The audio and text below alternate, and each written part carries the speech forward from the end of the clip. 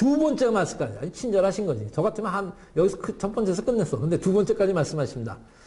두 번째는 40장 6절에서 41장 34절인데 욥이 주장한 하나님의 비도덕성, 다시 말해서 하나님 정의롭지 못하다, 부정의하다는 것에 대한 대답이에요. 여기는 이제 하나님 이제 팔을 걷어붙여 너 좀 일로 와봐 이렇게 되는 거예요. 그래서 하는 말이 네가 내 공의를 부인하려느냐 이거예요. 네가 네 의를 세우려고 나를 악하다고 하냐 이거예요. 지금 이게 참 재밌는 말입니다. 40장 8절 공의로우세요.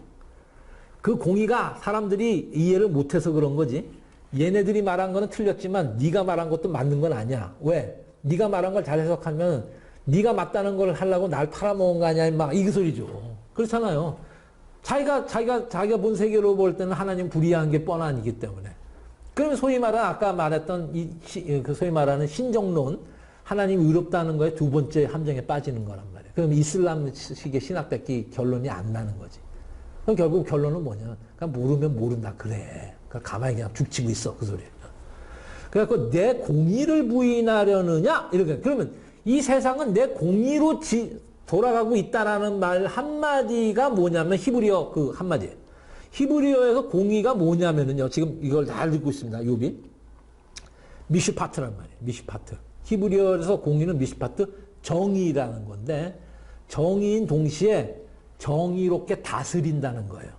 그러니까 결국은 뭐예요? 다스림이에요. 다스림. 정의에서 끝나는 게 아니라 하나님한테서 미시파팀이라는 말은 공의라고 우리는 번역하는 그 말은 모든 게 포함된 말이에요. 공의롭게 정의롭게 다스리는 그 질서 자체예요. 내가 공의롭게 다스리고 있어. 근데 네가 감히 나한테 덤벼? 그리고 네 의를 내세우려고 나를 악하다 그래? 네가 나 범죄자 취급해? 나 범죄자 아니야. 이렇게 나오는 거예요. 하나님 지금 화가 났어요. 인격이 이시돼서 만나주시는 거예요. 그럼 이걸 다른 말로 하면 너는 심지어 나의 다스림, 메시파트를 무효화하려 그러는 거예요. 네가 눈에 보기에 이해가 안 되는 것 때문에 다스림 자체를 지금 부정하는 거야? 네가 정당하려고 나를 정죄해? 네가 그런 권한이 있어? 이렇게 되는 거예요. 이게 재밌어요. 이게 왜 재밌냐면은 하나님이 인격이시다라는 거를 진짜 보여주시는 장면이에요. 그러면서 참 난 여기가 하이라이트라고 봅니다. 하나님은 자신이 악하지 않다는 것을 주장하신 다음에 뭐라 그러냐면 욥한테 자신이 한 것처럼 악한 것도 한번 다스려봐. 미시파트를 해봐. 라고 비꼬는 투로 명하세요. 아니 이게 완전 비과예요. 제가 이걸 왜 이렇게 좋아하냐면 하나님 너무 인간적으로 느껴지는 거예요. 인격적으로. 이 구조를 잘 해석하면 이렇게 되냐. 교만한 것들을 낮추어 보아라. 악한 거잖아요. 너 그거 할 수 있어? 그 다음에 악한 자들을 짓밟아 보아라. 너 할 수 있어? 너 악한 자가 보면 한다네. 근데 악한 자는 가끔 내가 짓밟는데? 너 할 수 있어? 이렇게. 그 다음에 그들을 흙먼지 속에 한번 묻어봐라. 너 할 수 있어? 이렇게. 제가 왜 이걸 재밌어야 하냐면 제가 지금 말한 투예요, 이게. 저는 시를 읽을 때 이렇게 읽었어요. 너 할 수 있어? 못하지? 이거예요. 만일 네가 할 수 있으면 내가 너를 찬양하지. 이게 아주 정점입니다. 이 소리는 뭐냐면 우리 흔히 쓰는 말. 너 그렇게 못하지? 네가 만약 그렇게 할 수 있으면 내 손에 장을 지진다. 이 소리예요, 이게. 이게 얼마나 조롱을 하는 말이에요. 극도의 조롱입니다. 하나님 참 재미있으신 분이고 인격적인 게 뭐냐면 네가 나한테 준 걸로 내가 수모를 굉장히 많이 받았거든? 너도 한번 똑같이 한번 수모를 받아봐. 이 소리예요. 거의 코미디 같은 장면인데 이게 저는 이 진리의 말씀을 이렇게 하시는 하나님이 너무 좋아. 인격이신 하나님이시니까. 그러니까 하나님 멀리는 안 느껴지시는 거야, 이게. 욥한테도 그렇고. 그러니까 전통적인 해석은요, 이걸 어떻게 보냐면은, 전통적으로는요, 하나님이 이 전체적으로 의인이 고난받는 이유에서는 하나님 말씀은 직접적인 언급을 피하신다. 맞아요. 피했어요. 욥은 그냥 하나님 쭉 열거하신 그 세계의 압도적인 신비들 그런 거 쫙 말씀하거든요. 거기에 그냥 주눅이 들어서 깨쟁 하고 그냥 그 하나님의 말을 접수했다. 이게 이제 전통적인 해석인데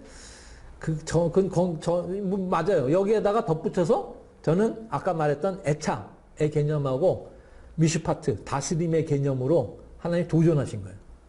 그러면서 하시는 말씀이 뭐냐면은, 그러니까 그 전통적으로는 마침내 욥은 고난을 주시는 하나님의 그 이유는 탐지할 수 없는 것입니다 하고 깨갱하고 인정을 하고, 그래서 하나님의 말씀을 하신 교육은 이거는 어떤 교육이냐, 압도적인 교육, 압도적인 걸 쫙 보여줘갖고 그냥 납작 엎드리게 하는 교육이라는 거예요. 물론 그 점도 있는데 하나님은 제가 보기에는 더 인격적이신 하나님이라서 그 안에 이런 걸 다 숨겨 놓으셨고, 히브리어 말로 보면은 그게 다 나타나더라는 거예요. 그냥 압도당해가지고 이게 한 게 아니라 자상하신 하나님의 그 조롱 쪽에서 그 손을 들 수밖에 없는 거예요. 저는 못하는데요? 이렇게 되는 거지.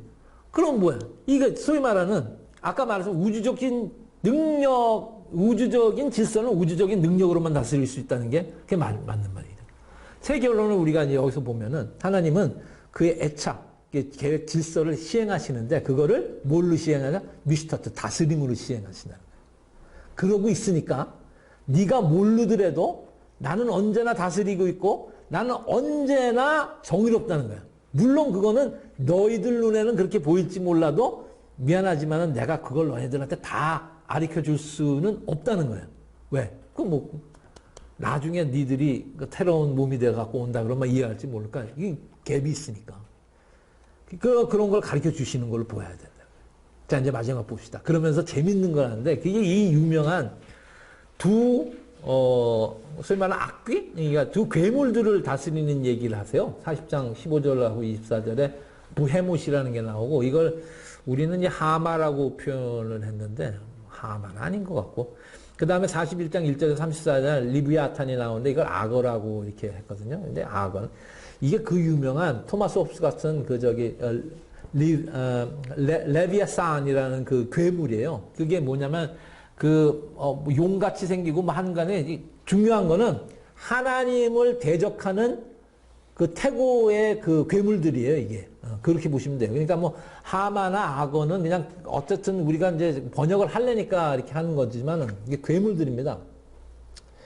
이거를 왜 이렇게 하나님이 그 다스린 얘기를 늘어놓으셨냐면은 내가 악을 다스리는 사람이라는 걸 분명히 가르쳐 주시려고 하는 거예요. 그래갖고 이 리바사는 계속해서 인류 역사상 많은 그 악의 상징으로 우리한테 다시 한번 회자가 되고 있는데요. 부헤못과 리브야차는 혼돈을 일으키는 세력을 상징하는 창조주 하나님에 대한 원수요 악이야. 그 개념입니다. 리브야차는. 토마스 홉스가 이 정치라는 거를 그런 식으로 표현한 것도 그래요. 정치는 악한 거거든요. 만인이 만인에 대한 전쟁으로 보는 건데. 그래서 하나님이 이 괴물들을 굴복시키신 거는 하나님이 악이 아니라는 증거다. 악을 다스리시는 분이니까. 그러니까 네가 너네들이 하는 식으로 접근하지 말고 내 식으로 한번 접근을 해보면 이해가 갈다는. 물론 악도 허용하지만 결국 다 다스리는 것도 난데? 내 마음인데? 이거예요. 그 대신 악도 만약에 내가 선한 대로 나중에 쓰고 싶은 내 마음대로 쓰는데? 이것만. 그러니까 결국 정의를 행하시는 분, 미슈파트를 행하시는 분이고 또 그렇게 하실 능력을 가졌다는 거예요. 능력을 가졌다. 그래서 욥한테 묻는 게 너는 그 능력이 있어? 이렇게 묻는 거예요. 없으면은 내 밑으로 들어와야지. 내 안에서 편안하게 거해야지. 이거죠. 그래서 욥이한테 지금 나는 게 욥기의 주제 메시지 세 가지가 이제 나옵니다. 마지막으로 정리를 하면 하나님께 주신 말씀 이걸 다 정리를 해가지고 우리가 한번 이거 정리를 하면 이런 메시지가 첫째, 하나님이 이 세계를 운영하는 방식은 그렇죠. 자연 세계도 되고 거의 플러스 도덕 세계까지 다 하는 거예요. 자연 세계와 도덕 세계를 운영하는 방식은 불가해한 거예요. 이거를 인정을 하셔야 된다. 불가해하는 건 인간의 머리로는 죽었다 깨나도 이해가 안 된다는 소리예요. 그러니까 철학으로 모든 걸 해결할 생각은 하지 마셔야 된다는 거예요. 왜? 우리 머리를 뛰어넘는 그쪽에서 일어나는 일들이니까. 그리고 인간의 인지로서는 도저히 탐지할 수 없는 것이다 라는 게 하나님의 결론이에요, 이게. 그러니까 함부로 까불지 마, 이거예요. 그러니까 하나님이 욥한테만 얘기하는 세 친구들한테 더 심하게 얘기한 거예요. 그걸 갖다가 인과응보의 법칙으로 설명을 해서 그걸로 다 끼워 맞춰가지고 네 마음대로 정죄를 하고 넌 더 나쁜 놈들이야. 이렇게 됩니다. 보응의 원리나 아니면 반보응의 원리나 이따의 것들 단순한 규칙으로 법칙화될 수 있는 세계가 아니야. 하나님은 그걸 넘으시는 자유와 주권을 가지는 게. 이 개념이 중요한 거예요. 그러니까 하나님을 하나님으로서 하나님답게 봐야 되는데 언제나 우리는 우리 눈으로 해석을 하는 게 문제는. 두 번째는 그러나 하나님의 이 운영이 불가하다라고 해서 이해가 안 되는 게 하나둘이 아니잖아. 그렇다고 해서 세계의 질서가 혼돈스럽거나 악하다는 것을 의미하는 건 아니니까 똑바로 알아 이 소리야. 네 눈에는 무질서가 악이지만은 하나님 안에서는 무질서가 악이 선으로 될 수도 있는 거고 그런 세계가 신비가 숨겨져 있는 거예요. 인간의 의지로 설명될 수 없음에도 불구하고 세계는 여전히 하나님의 정의가 시행되는 장소 이렇게 나가야 되는 거예요. 이거는 정의고 이건 불이다라고 우리가 감히 손가락질하면서 나눌 수가 없는 게 하나님의 세계라는 거예요. 그렇지만은 하나님은 정의로우시다는 거지. 그 시행 방법에 대해서는 우리가 알 수는 없어요. 그러니까 신앙은 따지는 게 아니라 믿음이에요. 그 밑에 거하도록 내가 들어가고 믿음에 거하는 거라는 거지. 세 번째, 이유는 모르는 채 극한적인 고난을 받고 이제는 하나님의 다스림이나 선하심마저 믿을 수 없는 절망적인 처지에 욥이 빠지잖아요. 오직 했으면 그런 말을 했겠어. 그죠? 여기가 중요해요. 그렇지만은 그러나 여전히 하나님은 누가 함께 하고 계셨어요? 욥과 함께 하고 계셨을 때. 이게 제일 중요한 거예요. 성경에서 하나님이 우리한테 가장 많이 한 약속이 뭘까요? 이겁니다. 내가 너와 항상 함께 하리라. 이 소리. 그 약속은 언제나 지키시죠. 그러니까 욥 같은 경우는 그래. 그러니까 내가 아는 하나님은 나랑 같이 있었는데 눈에 안 보이니까. 그러니까 눈에 보인다는 거는 지금 일어난 현상으로 그 당시에는 우리가 파악할 수밖에 없었으니까. 이거는 도저히 하나님이 하시는 일이라고는 이해가 안 됐으니까. 그래서 맨날 하는 말이 하나님 어디 계시니까 어디 계세요? 그 말 했는데 하나님은 늘 네 곁에 있었다는 거지. 그러니까 고난을 받을 때 중요한 게 바로 이거더라고요. 저는 그래요. 그래도 하나님이 옆에 계시더라는 거예요. 그게 위로예요. 최고의 위로. 하나님 옆에 계시는 한은 하나님이 어떤 방식으로 해도 책임져 주신다는 거예요. 내가 죽고 살고 그게 아니고 내 뜻이 아니더라도 하나님은 나를 위해서 가장 좋은 걸로 책임져 주시는 거예요. 심지어 내가 죽더라도 그게 나한테 좋으면 죽이실 것이고. 그래서 이제 마지막 42장 5절에 내가 이제는 마침내 주를 내 눈으로 보나이다 이렇게 얘기를 해요. 이게 뭐냐면 함께 해주시는지 같이 안 하는 줄 알았는데 같이 가시던데. 그리고 이게 도저히 내가 함께 해주시면 믿을 수 없는 지경이었는데 그때도 계셨네 이거예요. 하나님은 이러나 저러나 계속 욥과 함께 있었다는 거예요. 이게 굉장히 중요한 겁니다. 그러니까 여기에 맞춰서 우리가 아까 말했던 그 신정론, 하나님은 의로우신다는 거 똑같이 적용할 수 있는 거예요. 하나님이 의로우시는 거는 인간공의 법칙 아니면 그 반대로 어떤 것으로서도 해결을 볼 수가 없는 거예요. 하나님은 자기 나름대로 의로우심에 대한 다스림을 가지고 계십니다. 그게 우리한테 이해가 안 되더라도 하나님이 의롭다 하시는 절대로 안 해요. 결국 뭐예요? 그 대답은 쓸데없는 질문이다라는 게 답인 거예요. 왜? 우리 입장에서 제기하는 매우 이기적인 질문일 뿐이에요. 하나님 입장에서 보면 그것도 질문이냐? 이거죠.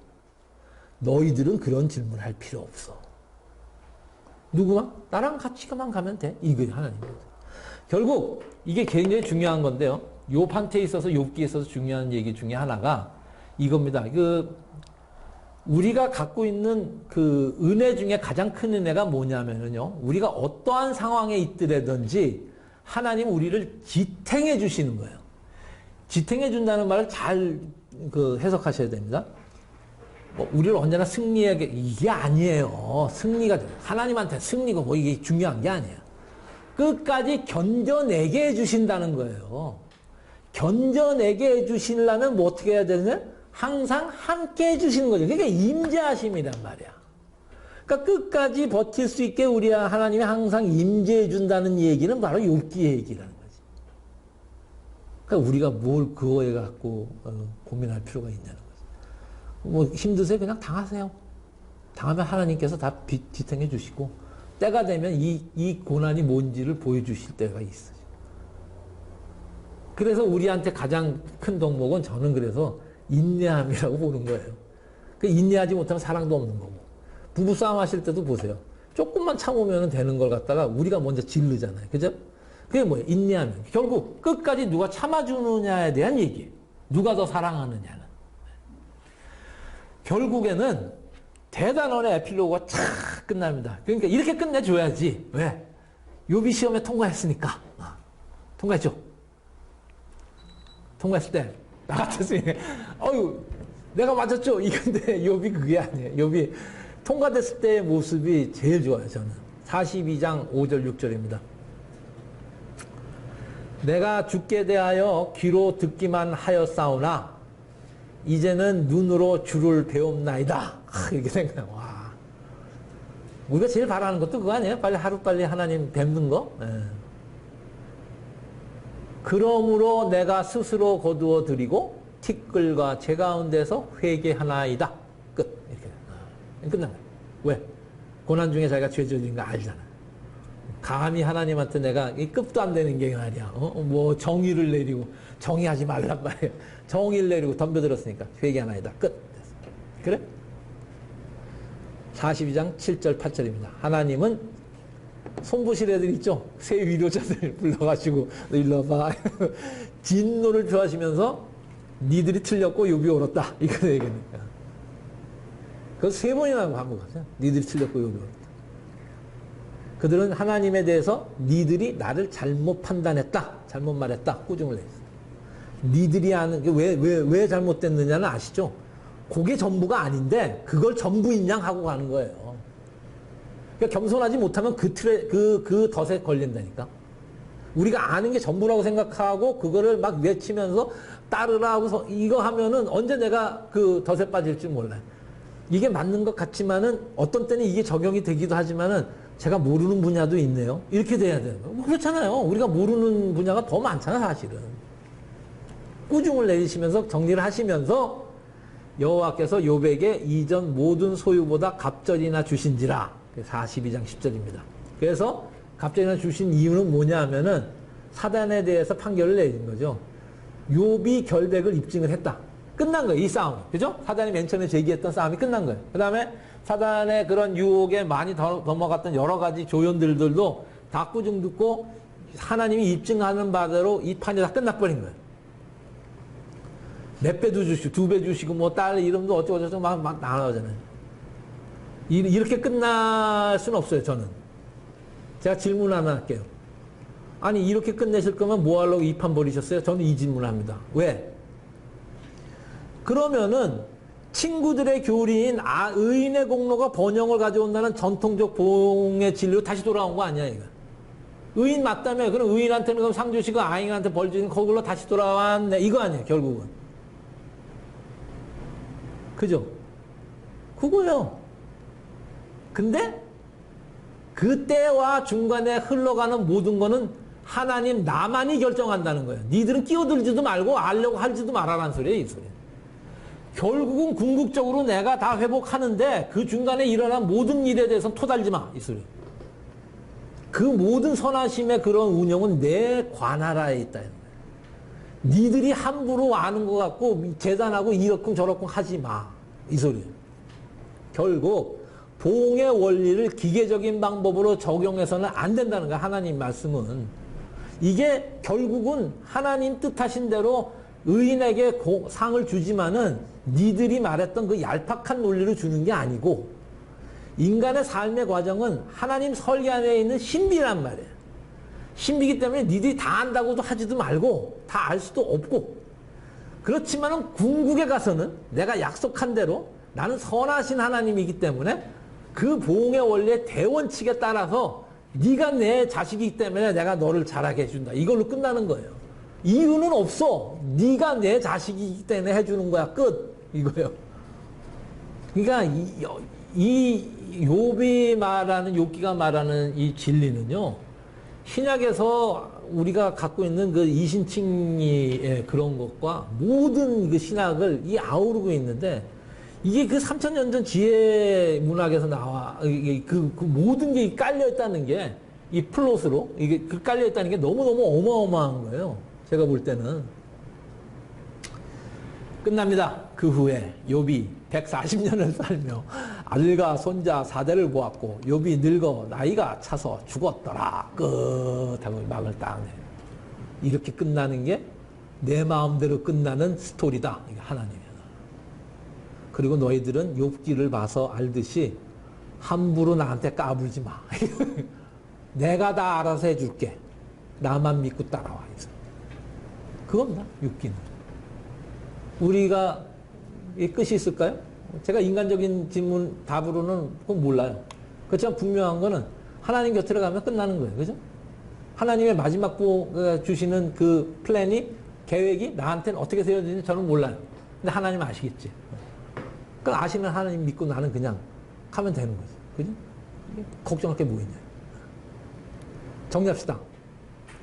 맨 마지막은 제가 일부러 십자가 표시를 하고 끝났는데, 주제가 이거예요, 욥기는.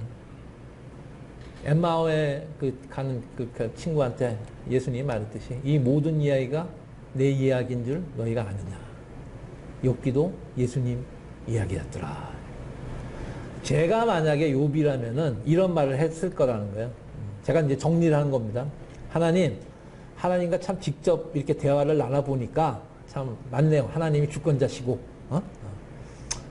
또 뭐 그분이 무엇을 하기로 선택하든, 하나님 뭘 하기로 선택하든지 경배할 가치가 있으십니다. 근데 그거 하나만 인정합니다. 이거 뭘 하셔도 찬양받기 합당하신 하나님입니다.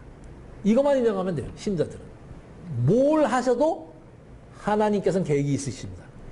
지금 나는 모릅니다. 그렇지만 믿고 따라갑니다. 또 하나님에 대한 저의 개념을 넓혀주셔서 감사합니다. 이거죠. 우리가 성경을 공부하고 하는 이유가 뭐예요? 조금씩 넓혀가는 거 아니에요? 저도 이번에 욥기를 이게 한 달간 제가 이 연구를 하는데 저는 은혜의 시간이었습니다. 그리고 세상은 다시 영적 전쟁 우리 안에 있다는 걸 또 깨우친 사건이었어요. 이 강의를 못할 수도 있었던 거를 느끼면서 그동안에 좀 풀고 살았구나 이런 걸 느꼈어요. 이게 다 은혜예요. 그걸 가르쳐 주신. 왜? 하나님의 영역 안에서 벌어지는 일들을 다시 한번 우리한테 보여주고 자꾸 넓혀가는 겁니다. 우리 여러분이나 저나 우리 목에 계신 분들이나 전부 다 조금씩 넓혀가는 거예요. 근데 제일 하나님을 잘 아실 수 있는 방법은, 죄송한 말씀이지만 역경에 처해 보시는 거예요. 역경 속에서 가장 하나님께서 가르치시는 그 가르침이 가장 저는 효과적인 거를 인정을 하는 사람이에요. 그런데 당하는 입장에서 보면 죽을 노리시죠. 빨리 빠져나왔으면. 그러니까 하나님은 우리에게 긍휼을 베푸사 우리의 마음을 다 아시는 거예요. 역경 속에서라도 분명히 하나님의 선하심과 능력을 믿어야 함도 내가 배웠습니다. 가 되면 되는 거예요. 욥기를 통해서. 너무 힘들고 너무 힘들어도 하나님은 선하시고 능력으로서 내가 믿고 가실 분은 그래도 하나님 한 분밖에 없습니다. 이 고백을 원하시는 거예요. 왜? 자기 자녀니까. 결국 그 얘기는 예수 그리스도를 통해서 이루어질 모든 이야기의 예표죠. 욥기는 우리의 고통을 자신의 고통으로 여기시는 그리스도 안에서, 이게 히브리서 4장 15절이다. 우리의 모든 고통을 자기 고통으로 다 덮어쓰신 분은 거기서 완전하게 해결이 됐잖아요. 그러니까 우리는 너무 은혜 시대에 사는 거예요. 그러니까 구약의 욥기하고 이렇게 비교를 하면은요, 얼마나 저희가 은혜인지 이들은 그거를 모르니까. 근데 우리는 하나님이 직접 오셔가지고 모든 걸 해결해 주셨어요. 그리고 거기에 들어가는 방법은 너무 쉽잖아요. 그걸 믿음으로써만 들어갈 수 있어요. 우리가 뭘 해서로서만 하면 그 큰일 나는 거예요. 믿음, 우리를 위해서 죽으셨구나를 믿어지시느냐, 이거예요. 믿어지게 하는 것도 은혜인 줄 아시죠? 그 은혜를 받기를 바라십니다. 그 은혜를 받으셔갖고 그 믿음으로 들어가시면은 여러분들은 의의 장막 안에 들어가죠. 그 완전하게 해결된 질문들, 그 문제들, 그거를 미리 욥기에서 제시를 하는 거죠. 이제 이렇게 해결돼야 되는데 그분은 어디 계시나요? 중보자. 나의 대속자는 어디 계시나요? 이미 갖고는. 근데 그분은 내가 갖고 있는 고통을 더 확장해서 모든 것을 다 해놓고 우리의 죄마저 다 해결하셨다. 그렇죠. 예수 그리스도의 얘기는 그걸로 끝나는 거예요. 그래서 결론은 예수 그리스도만이 우리 신자들의 생명이고 우리의 구속자시고 하나님 아버지하고 우리 사이에 이어질 유일한 중재자시고 우리가 마귀한테 고발을 당할지라도 우리를 위해서 변론해 주실 그 유일한 분 예수 그리스도의 이야기, 이 십자가의 이야기로 사실은 욥기는 다 결론이 나는 겁니다.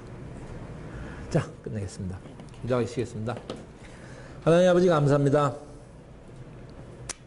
짧은 시간이지만은 주께서 허락하신 이 귀한 시간 속에서 우리가 욥기에 대한 계략적인 계괄, 그 모습들, 의도하신 바가 무엇인지 거기에 대해서 우리가 나누어 보고 공부했습니다. 하나님 아버지 주신 은혜 잊어버리지 말고 이 모든 이야기가 예수 그리스도를 통해서 이루어진 그리스도의 이야기라는 것을 우리가 알고 욥기를 다시 읽고 욥기를 읽음으로써 우리를 대신해서 모든 고난을 받으신 하나님 안에서 우리가 위로를 얻고 이 힘든 세상을 뚫고 살아갈 수 있는 용기를 허락해 주심 감사합니다. 우리가 언제나 하나님의 은혜를 잊지 않는 자들 되게 해주시고 우리 앞으로 하는 그 모든 말 한마디 한마디가 그 위로를 받아야 할 자들에게 정확히 나갈 수 있도록 우리를 돌아보는 자들 되게 하여 주시옵소서. 하나님의 사역에 저희들을 동참해 주신 은혜 다시 한번 감사드리며 이 시간 온전히 이끌어 주신 것을 하나님께 모든 영광을 돌립니다. 감사드리며 이 모든 말씀 우리 주 예수 그리스도 이름으로 기도드렸습니다. 아멘. 아멘.